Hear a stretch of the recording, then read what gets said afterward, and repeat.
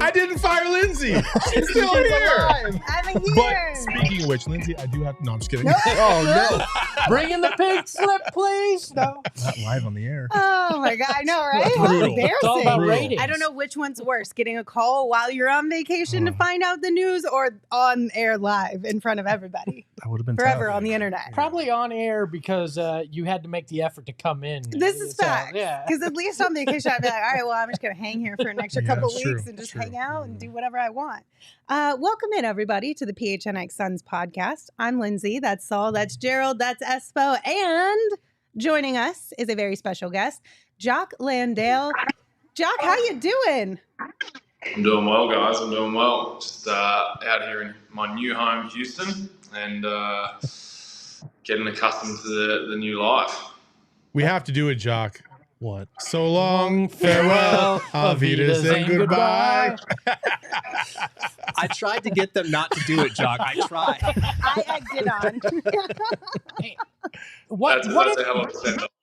I need to ask you, what did I do to drive you to Houston? I mean, I thought we had a good thing going. What and didn't you and do all of a might sudden be a I shorter find out answer. you're a rocket. I mean, That's just too many hours spent around you, to be honest. Nothing that you going to say. It's just you in general. you know what? I've been broken up like that before, so I'm all right with it, Jock. He said, not you guys, Yeah. just you in Just general. one specific person. Well, congratulations. Yes. We're all very happy for you.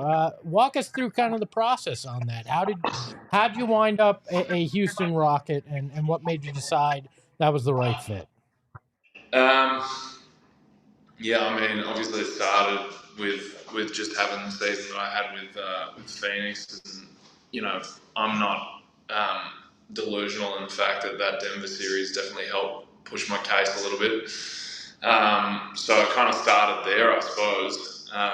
You know, there was some interest outside of Phoenix. You know, and that became pretty prevalent, like in the process of dealing with Phoenix initially.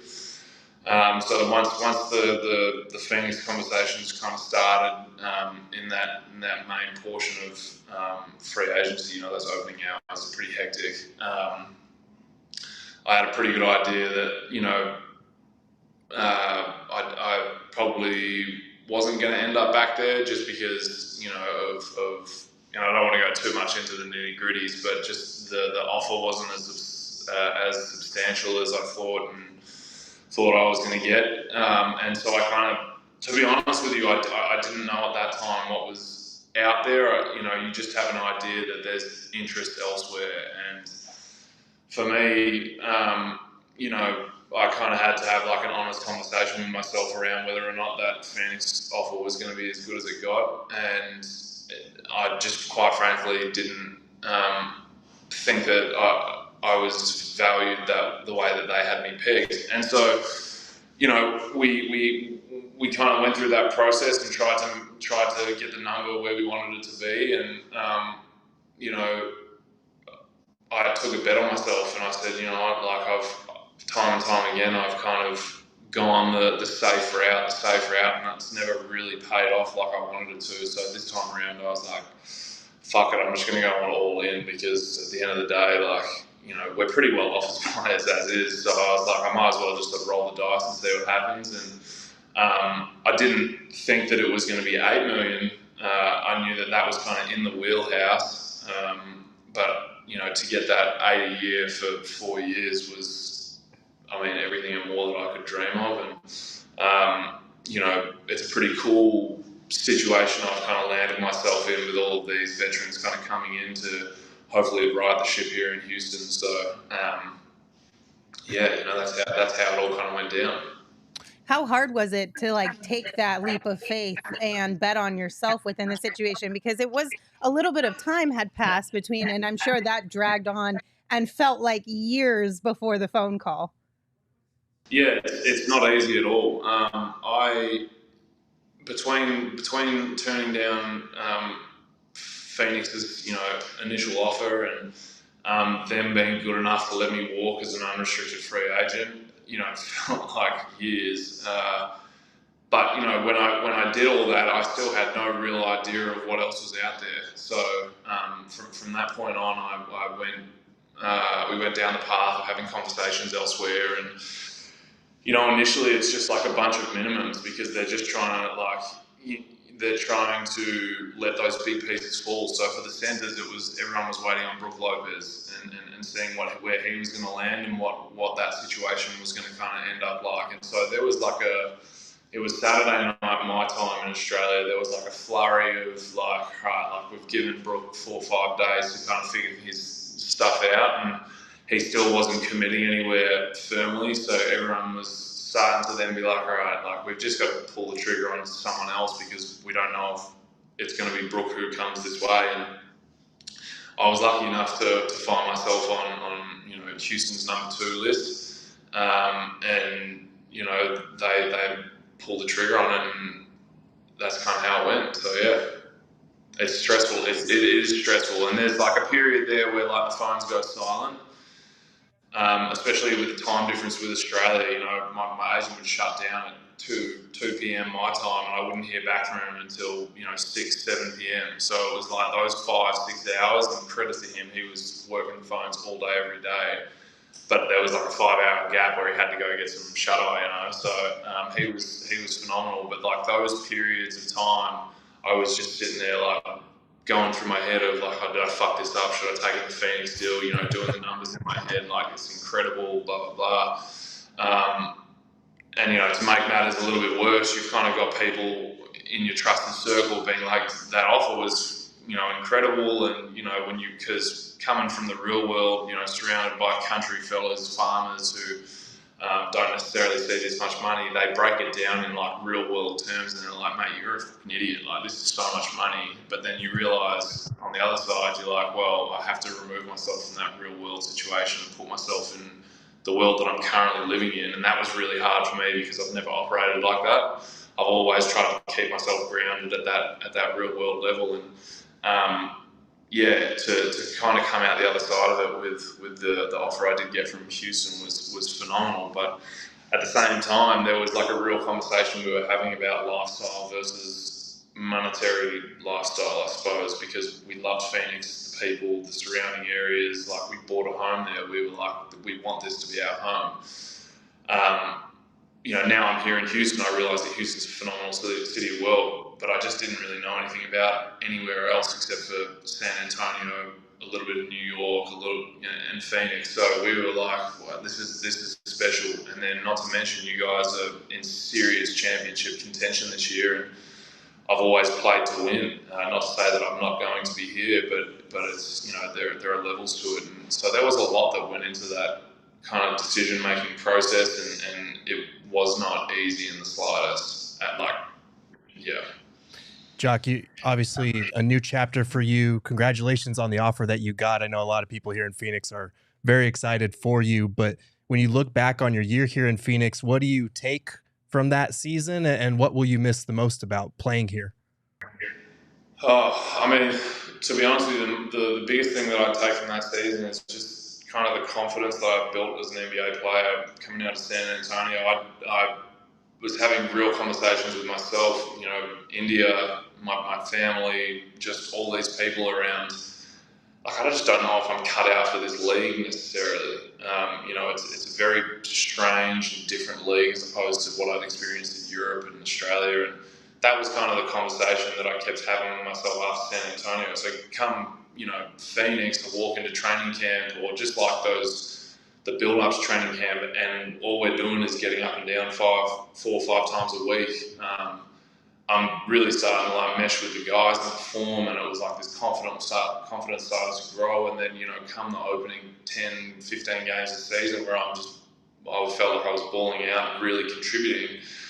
There was just like a realization of like, I can actually really do this. And then to take that to another level, people always talk about how different playoffs is, and that's where the real contracts to kind of earn, and you realize you figure out pretty quick whether or not you're a player that can impact a winning team. And I kind of went through all of that in that one season with Phoenix, where I figured out that I could play in the NBA through the regular season, but then more importantly, I was like, I can really contribute to a winning team in the playoffs. And I almost prefer that style of basketball as opposed to the kind of more relaxed, in a sense, basketball, in regular season. So, it was just like a lot of self-confidence building throughout the year that I kind of went through, and that was definitely the biggest thing that I appreciated and took from Phoenix. And then what I miss most is just the guys, every time you go through a season where you really get in the trenches with a group of dudes and play for, potential championship, World Cup, Olympic medal, whatever it might be, like those connections that you make.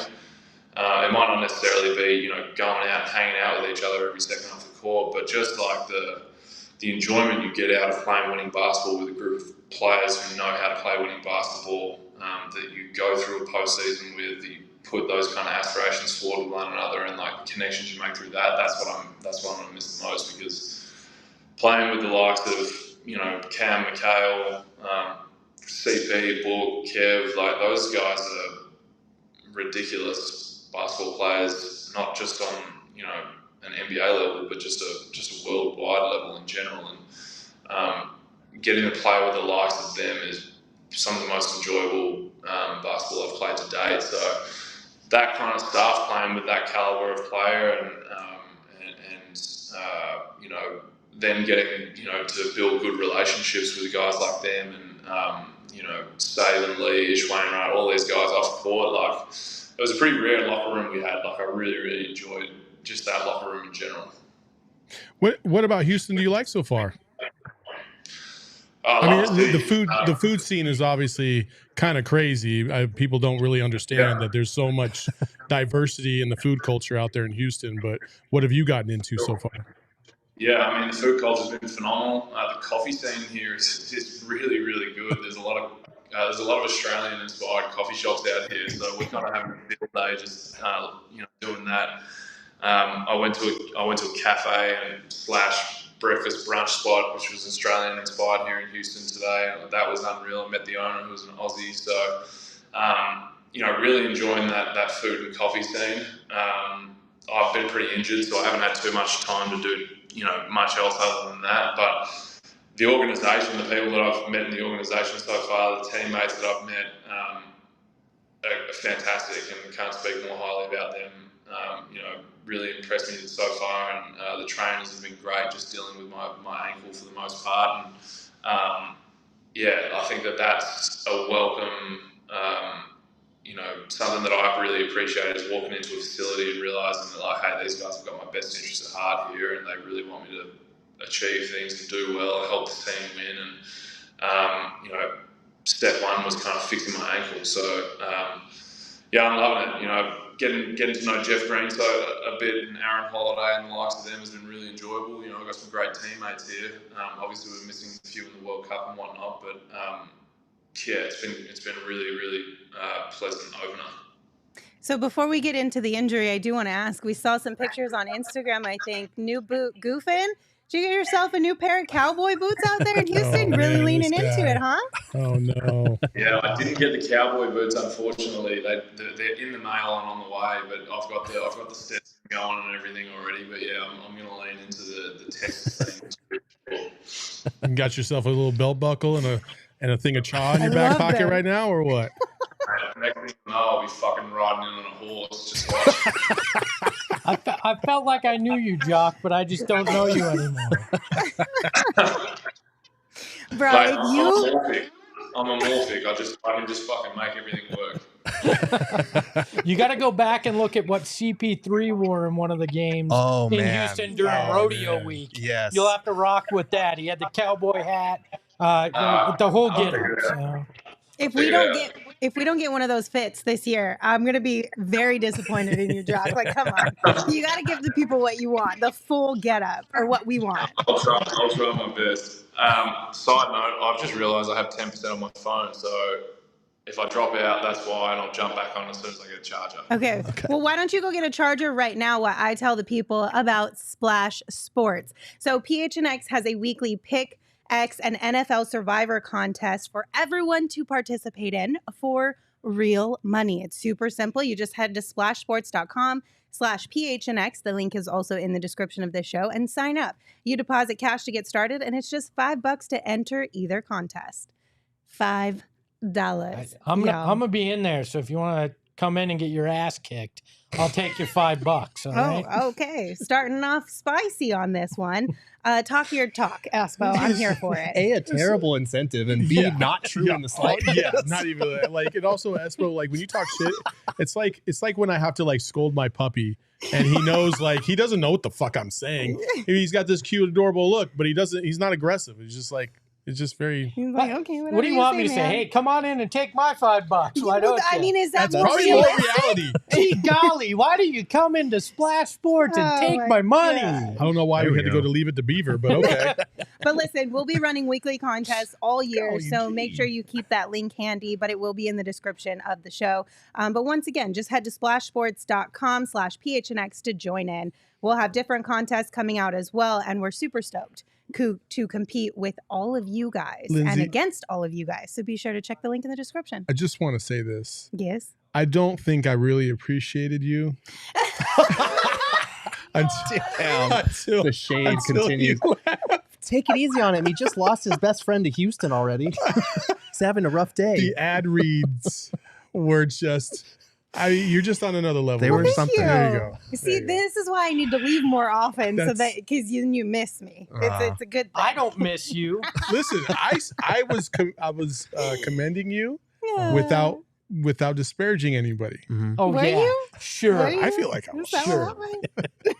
I didn't say Espo's Do we have another name. ad read so we We can get back to do. Jock, please? Our friends over at Saturday Neon have some of the highest quality neon signs in the game. And it's a company that was started by two friends and former college roommates that makes officially licensed collegiate logo LED neon signs. We have one here in the PHNX offices, and it is fantastic because it comes with everything you need to mount, power, dim. They're really easy to install and operate. And I like that you can change the amount of light that they put off, because sometimes it's just too much, and sometimes you just want a little, like, create the ambiance, you know what I mean? So go to SaturdayNeon.com, use code PHNX for 10% off your order today, plus free shipping over $200. All right, did Jock get his charger? Do we need to? He's still trying to find No, his we got a charger. good view of his ceiling there in Houston, though. It looks like he purchased a good home. He's got a little pot light going on there. Well, listen, as Kenny chat pointed out, Shady Ray's ad read now, because Saul threw so much shade at you, Espo, after that first one. So let's talk about our friends over That's at a Shady transition. Rays. Hey, Lindsay, you That's know a what you need transition. when there's Shady sun Rays, out? gear that is built to last, Espo.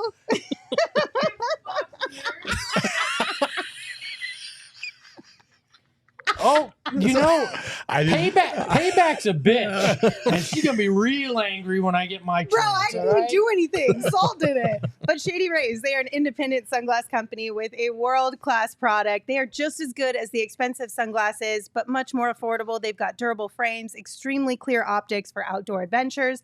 And right now, exclusively for our listeners, Shady Rays is giving out their best deal of the season. Go to shadyrays.com. Use code PHNX for 50% off 2 or more pairs of polarized sunglasses. Try for yourself the shades rated 5 stars by over 250,000 people. Kenny says in the chat, notice how no one interrupts Lindsay's ad reads. You can't get a rhythm when everybody wants to talk through your ad reads. Well, first of all, time out. First of all, like the intros and the transitions were a little choppy and led itself to some fun. Well, Saul. to be fair, you also just have to not let them, Espo. You tried to interrupt me, and I said, no, I'm going to keep reading.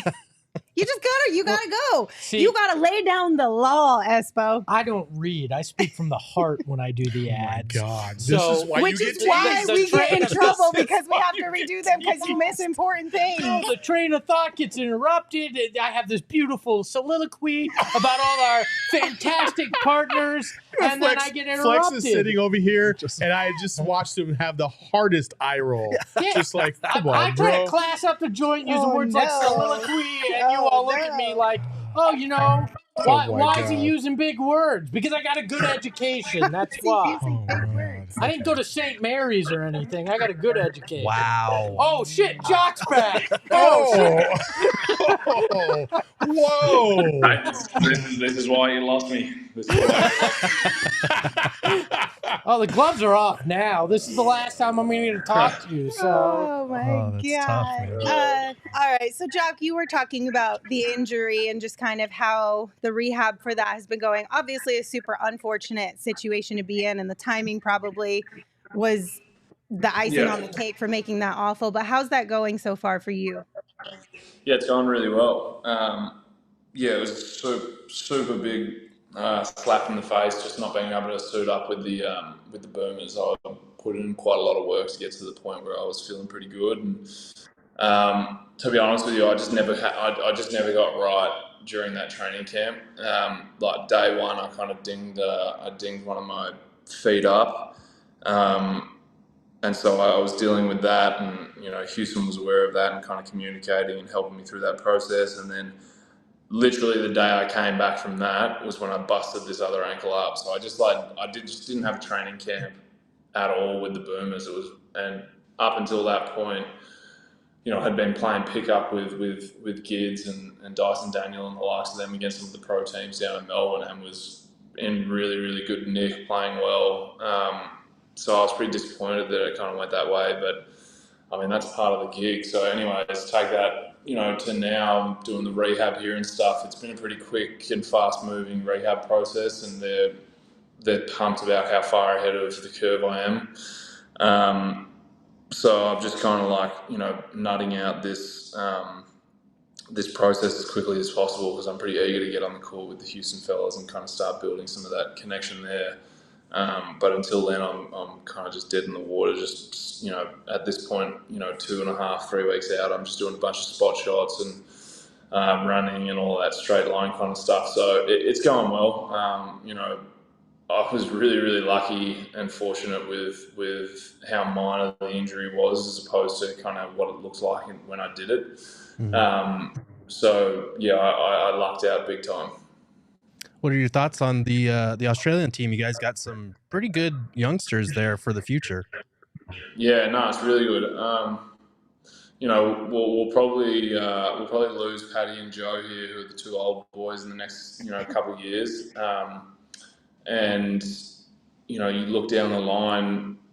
There's no real people making up that age gap between them being 35, 36, and then I'm the next one at 27. So being young myself still, and then kind of you look down the line past me and it's like 24, 23, 22, 21 year olds. It's an impressive crop of talent that we've got, and I think that going forward, it's we're going to build some good camaraderie and relationships off the court, and then our relationships on the court are going to just grow even more. But yeah, everyone in Australia was really disappointed with how we performed this campaign. But you kind of looked at the team, and there was our backup centre stepped in and did a pretty good job in the starting spot.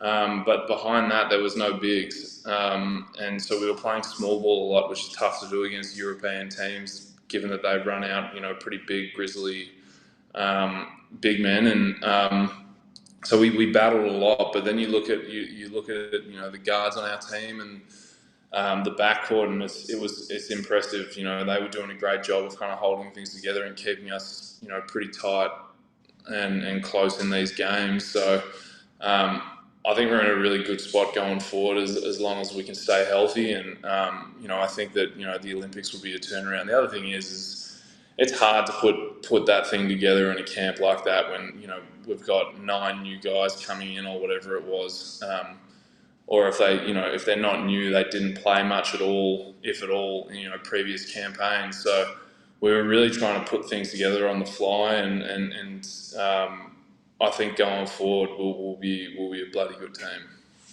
So December 27th, Suns at Rockets. Who are you trying to dunk on? I'd love to dunk on Saban Lee if he's I did not see that coming. What did he do? Yeah. Nah. Sabo Even better, I'd like to hit a three and do a celebration right in front of him that he kind of does with all of us. So, yeah, probably Sabo. Sabo would be a good one. No Book, no KD, not even an Ish Wainwright. You go with Saban Lee. Yeah, because nobody likes Aztecs. Yeah. I mean, mate, like you do it to one of those other guys, and they're just going to do it 10 times back to you. So I'm not going to. That's fair. All right, I want to know, who was your favorite teammate and why on the Suns? Throughout the year? Yeah. You could do a couple for different reasons if you have it. Yeah, for sure. I loved playing with Dario Saric, and me and Rio got along great. We kind of had that old Yugoslavian connection. Not that I'm from old Yugoslavia whatsoever, but you know, being that I played in in Serbia, it was always good to have a laugh with him about, you know, stuff out there. And obviously Mikhail. I'll just leave it at that. Obviously Mikhail was great. Cam Johnson, Cameron Payne. You know, that little trio there was you know, three blokes that, you know, were obviously super tight since they'd played together for so long, and you know, kind of welcomed me into the group when I first got there. It was us four working out in the facility for the most part, so got along great with them. And now I got campaign just up the road, which is handy. And then you know, Saban was a late addition to the group, but like brought such a good vibe to what we had going already. And yeah, those boys are definitely my favourite teammates. Has Campaign called you to ask for any advice on how to deal with Pop yet? No, he hasn't. We just missed each other when he was in town the other day. So yeah, no, I haven't spoken to him too much about it. He sent me a message about just some, like, he said, tell me what it's like. So I kind of went in on what the city was like more so than the organisation. But I'm sure he'll figure it out pretty quickly for himself. It's one of those things where it's too hard to put it into perspective for someone who hasn't been there. Like Paddy tried putting it into perspective for me, and then until you get there and you realise like what the Spurs is, you just can't really describe it to anyone else. If that makes sense. Yeah, it totally makes sense. So when you said you still have a house here, correct? Yeah, it's on the market at the minute. Yep. Oh, okay, so you're not coming back ever.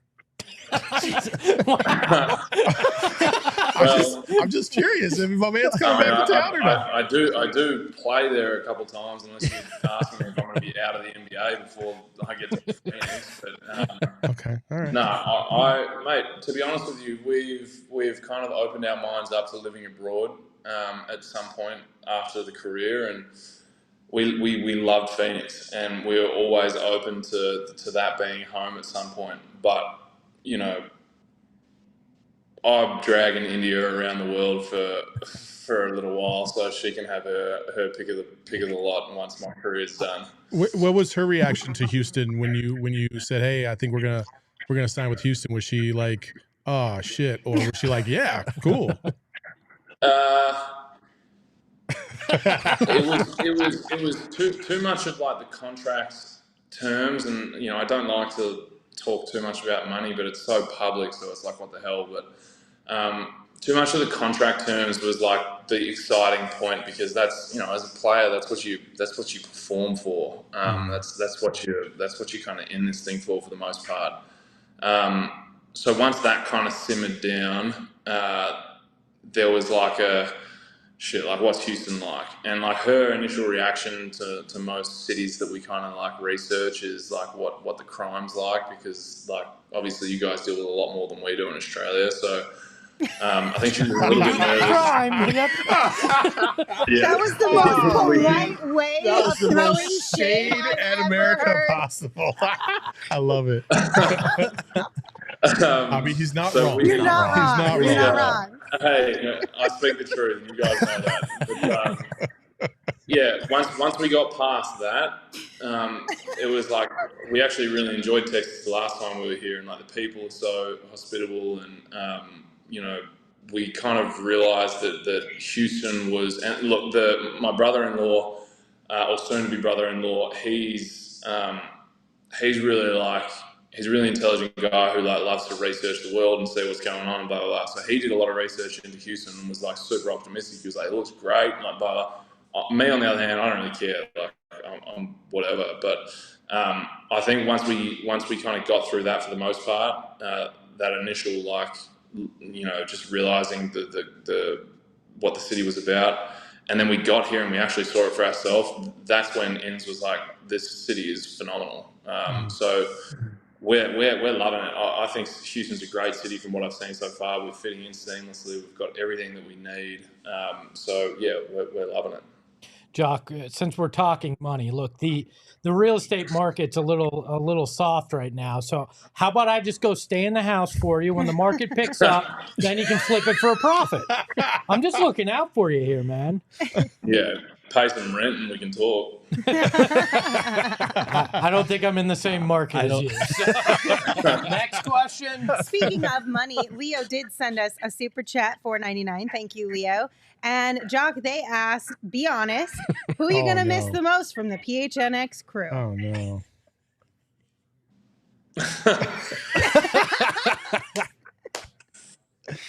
Oh, I'm going to miss all of you. I can't put a single name out there. I'm going to take the coward's way out. There you go. You just better not find a fat, unathletic, half funny guy in Houston to replace me with. I'll be very hurt. You don't even let him dunk on you anymore. I You know. dunk You on just yourself. dunk on yourself. That's a pretty that's been impressive the last feat. week on the show. Why shouldn't I do it? Oh my God. See, guys, this is the point I was getting to, is where he just started doing it himself and I could sit back and enjoy it. Thanks for breaking me, Jock. I appreciate it. He really just felt like he had done his job and now he could leave Yeah. and you would handle Yeah. it. He taught you how to self-deprecate.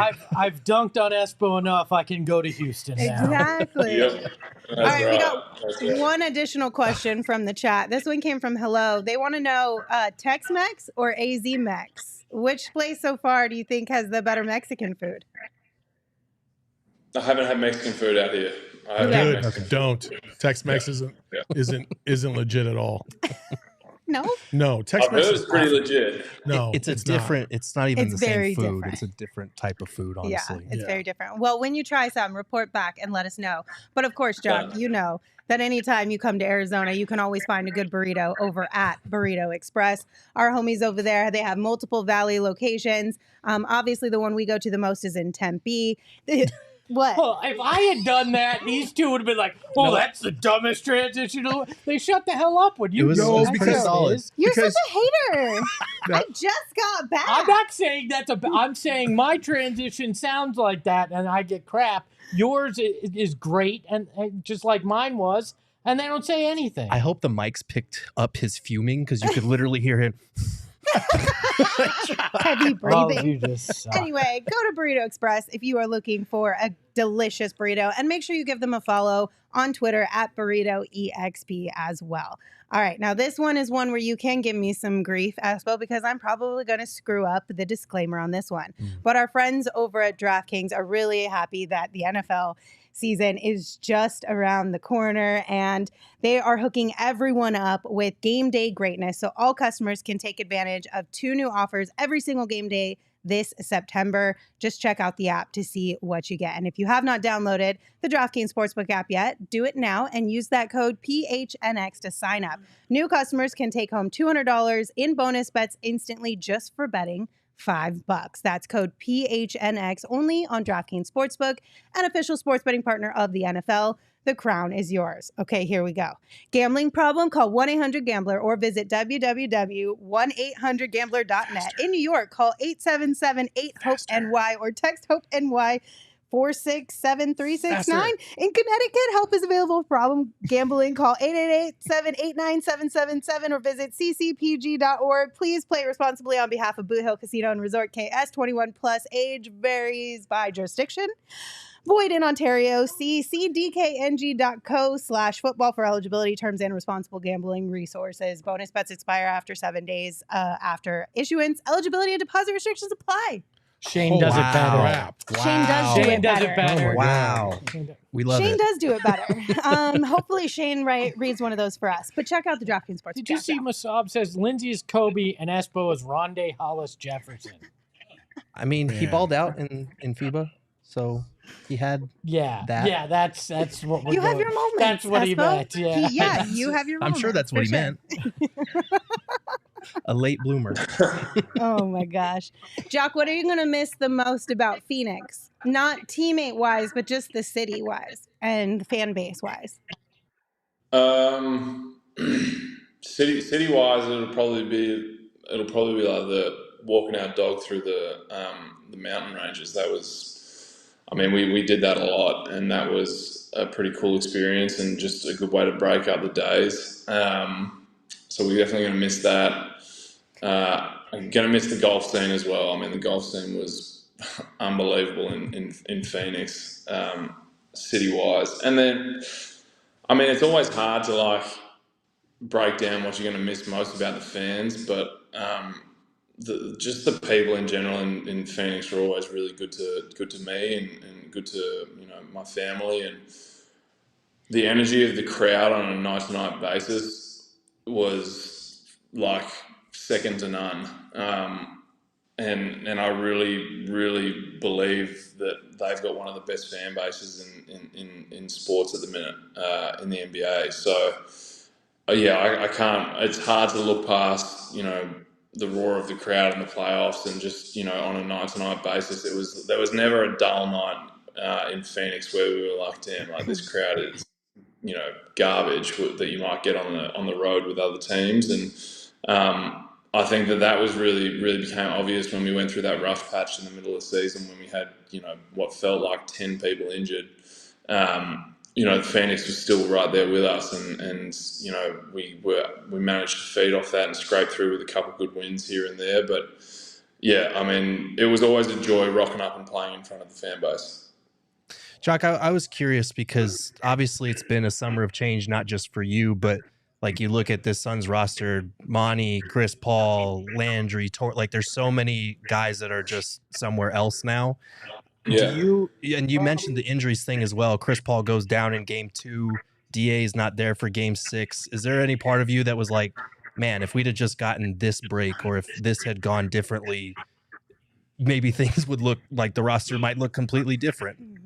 No question. I think the thing that I always kind of came back on was like there were two instances where I got like outwardly frustrated about how we were kind of all being spoken about and treated. And the first one was when we went like 13-2 to start the season, and then we had just this flurry of injuries happen, and we were sitting on top at that point, and we were playing fantastic basketball. And then we had this flurry of injuries, and we did not have all of our core pieces together until the trade happened. And so it was like, how are people writing us off like they are when A, we're in like 6th, having not had like 3 or 4 of our main pieces at one time for pretty much the entire season. Then you kind of see McHale come into his own in that period where Book's out and CP's out, DA's out. And so it was like his game was going on another level. And then Cam Johnson came back and his game was like, he came back on fire. So it was like all of these things, like we were sitting there like, we're good and like we're going to be good.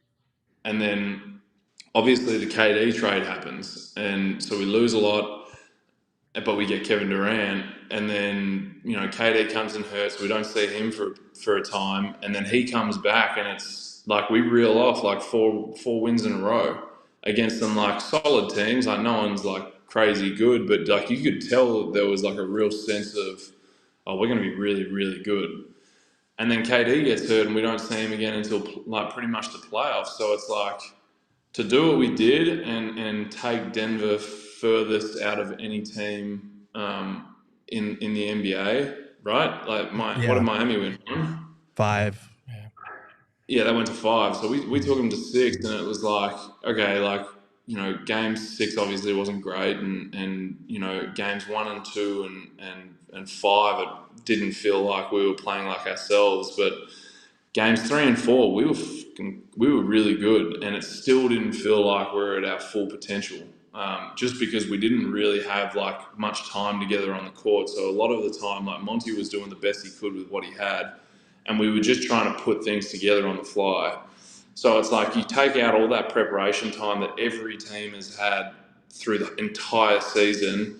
We're going into the playoffs against the best team at that point, you know, this season, just from like a perspective of like they had the most time on court together. Like, you're damn right, it's going to be hard for us to really, you know, string that thing together. So I thought with the initial group, we would have come damn close to beating, you know, I thought that we would have come damn close to winning an NBA Finals. Whether or not we get past Denver is another, you know, Denver's a bloody good team, so you can't, you know, knock them. And I don't want to take that championship away, because a lot of people will be like, yeah, we should have beat Denver and blah, blah. Like, Denver was bloody good and they deserved to win that championship. But like, looking at our initial team, it was like, man, we can win an NBA Finals, and that's what it felt like. And I think that's the confidence we all had in that group. And then you take, you know, the KD thing into account, and it's like we still had a pretty damn good roster.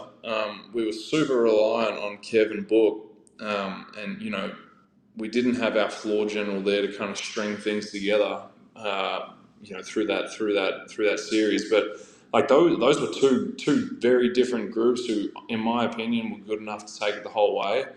And I think that, like, had we done that, like, it would have been a beautiful situation to be a part of long term. Obviously, you know, the management went a completely different way, and that's fully within his right. He paid a lot of money for that organization. I think Matt's a great guy, and he's doing a pretty cool thing with that organization as a whole right now, just as far as his off-court stuff as well. And you know, I know a few of the staff members that he's brought in, and they said they're great coaches, so he's doing a good job there. But I felt like those were two groups. Had we run it back, you know, would have got it done last year. But you know, shit happens, and that's the way of the business, isn't it? You know, a lot of the times we don't really talk about, you know, when you move on to a different city, what kind of conversations you have with your teammates, your former teammates, like who reached out to you, you know, what kind of conversations did you have with any of those guys, and what were those like? So one of the coolest things about the signing period was CP gave me a call when what happened when I became an unrestricted free agent. He was just like, what's going on? Because like, from what he'd heard, like they were super excited to potentially bring me back, and apparently a few of them were going into bat for that matter. So I kind of like laid out the situation and said, look, it was probably you know, it was a mutual agreement in the end, but you know, part and parcel was, you know, just me having an opinion on where I wanted my life to go a little bit. And then when I actually signed with Houston, he was, I kid you not, he was the first call within like fucking 3 minutes of the news breaking, FaceTime from Chris Paul. And that's like a, you know, for everyone that gives CP a bad rap and me having nothing but good experiences with him, that to me like defines CP in a nutshell right there. Is he cared enough to give me a buzz when he was on vacation with his family in Cabo or something like that, and be like, man, that like, he was like, it gives me chills just knowing that, like, you know, a week ago you were telling me that you wanted to bet on yourself, and like here it is kind of paying off. And that was the first call I got. Like, not my parents. Like, I'd just seen India, you know, and she was on the phone obviously when the contract news was broken to me, and the next one in line was CP. So he was the biggest standout for me, in that like he took the time out of his holiday to give me a buzz, and I mean, that's a Hall of Famer right there, giving some sorry ass Australian a call and congratulating him on his contract. So that was sick. You know, I heard from plenty of others. I heard from Kale, Cam, like a lot of guys that I'd kind of been in touch with throughout my career.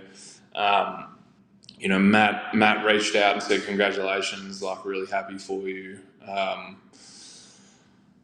Just so many people. So man, it was a pretty damn cool experience, and I think a lot of people who I've played with and kind of got to know through my career understood how much like that was going to mean to me and reached out accordingly. Real quick, you mentioned Matt reached out to you. What kind of communication did you ever have with Mat Ishbia? What were your impressions of him, and what was your guys' relationship like? Because it seems like, it's owners don't really get too involved too many times in most organizations, but it seems like this is a little bit of the exception. Yeah, I would say it's certainly the exception. Matt was around a lot, especially early on in the season. Early on in his service with them, and I remember we were in Chicago, not 4 games into him taking ownership of the club, and I was sitting there having breakfast the morning of our game against Chicago, and he comes up and just sits down and just has like a measly 20-minute chat with me. And, that was kind of my first meet and greet with Matt. I texted him, when he first kind of came into ownership. And then after that, it was, he was just around all the time. He was always at the games. And a lot of the time, like, he would be there, but he wouldn't really step on toes and get in the locker room and, get rah-rah with the guys. But then come playoffs, it was like every game he was there. Win, loss, whatever, he was there. And my impressions of him was, like, he gives a damn. And, like, he's really, really invested in, the success of Phoenix. And he's really invested in the city. And, like, just hearing him speak so passionately about the city and what he wants to help achieve there was kind of cool to see. And, that was my first real experience with an owner like that who has taken like a real interest in investment into the city and its success and of the organization. And from that point on, it was like, wow, this guy's phenomenal from a business standpoint. Like, what's he like as a guy? And I think that, like, I really noticed that after every game, as I said, whether it was a win or a loss, he was in there, and you could really just like read the emotion on his face of like how excited he was about a win, or he was flat about a loss. And I think a lot of guys in that position would kind of try and take emotion out of it and be like a level head of like, this is a business. But Matt was more along the lines of like he's riding with us, and that was kind of cool to experience. So I think that I think you guys are in really, really good hands, to be honest with you. And anyone should be pretty lucky to play for an organization he's at the helm of. Take us back in that playoff series. Jokic kind of shoves Ishbia. What are you guys thinking in that moment where you see this guy that's been great to you so far kind of get pushed aside by the guy you're playing against? Dude, to be honest with you, like, that was so in the heat of the moment, and I think it was like the first game I was really playing. I had just no idea what was going on, and I had no time for it. I was too focused on the task at hand. So I don't really have too much to say on that situation, other than like, oh, what he pushed Matt. Let's get Yoke ejected. Like, yeah, get him out. So, that was kind of it. I'm pretty sure we all joked in the exact same I wasn't fashion. joking. We were all like, no, kick him out. Yeah, get him out of here. Yeah, 100%. What's it like to play? You've done it, obviously, when you went from San Antonio to Phoenix. But what's it like playing against your former teammates that first time? Is it kind of odd going against guys that you were in the locker room with? Yeah, a little bit. It is a little bit because you're excited to see them, but then you've kind of got to go from like this, right, like literally 30 seconds before the game, like everyone's like running up and fucking jumping on each other and like laughing and joking, and then it's like you got to throw the ball up and play.